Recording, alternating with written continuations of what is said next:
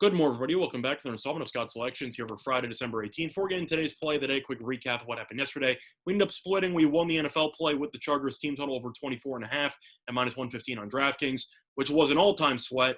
You had two missed field goals when the Chargers were at 24 in the last 5 minutes of regulation.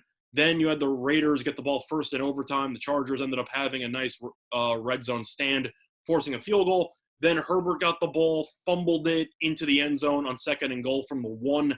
Chargers recovered it, and then they ended up trying the same play again with the QB sneak, and they got in. That was an all-time sweat. Would have been one of the worst losses I've ever had if it ended up not working out. But it did, so I ended up picking up a nice winner there. And then we had the college basketball play, where we ended up losing with Wyoming minus 8.5 at minus 109 on DraftKings.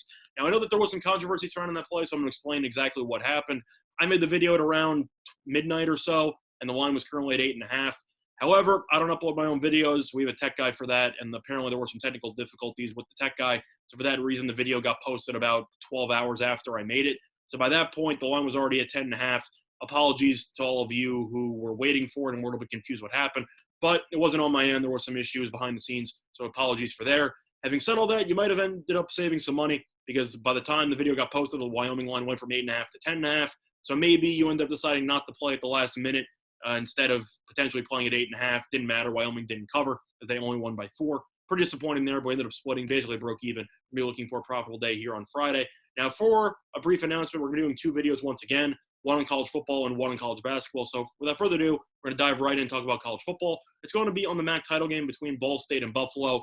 We're going to be laying the wood here with Buffalo minus 13, minus 109 on DraftKings, time recording of 1:54 a.m. Eastern time. A couple reasons why I like Buffalo in this spot. First of all, Buffalo has been the class of the conference all season long. They've won each of the first 5 games by at least 19 points. They have been absolutely mauling teams on both sides of the ball, and I do think that will continue against Ball State. Now, looking at Buffalo's numbers here, they are averaging over 51 points per game.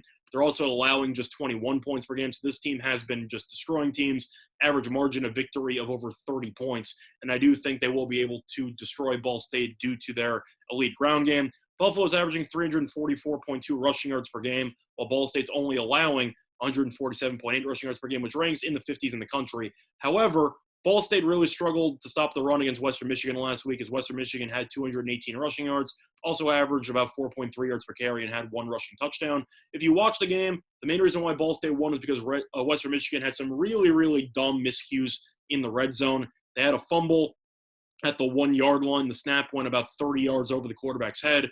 Ball State recovered. You also had a 4th and 2 stop inside their own 10. Western Michigan, I believe the first 3 red zone possessions of the game, they had 3 combined points. So Western Michigan went up and down the field pretty much the entire game before stalling out in the red zone. And I think Buffalo will do a better job with the red zone execution behind the main 2 running backs, of course, of Patterson and Marks. The main issue you have with Buffalo is the quarterback is Van Treese hasn't really needed to do anything for the entire season because Patterson has been going off and Marks is also an elite backup running back.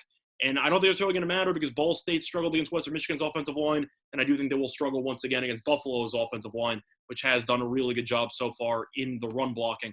But looking at the numbers, you have the line opening up at roughly minus 12. It's up to mostly minus 13.5. However, DraftKings still has minus 13 at 109. And for that reason, we're going to be taking that as play of the day. So once again, the play of the day here for the college football on Friday is going to be on Buffalo minus the 13 at minus 109 on DraftKings in the MAC title game against Ball State. Other than that, though, that's been the installment Scott Selections. Good luck to all of you and respect the best today. Bye, everyone.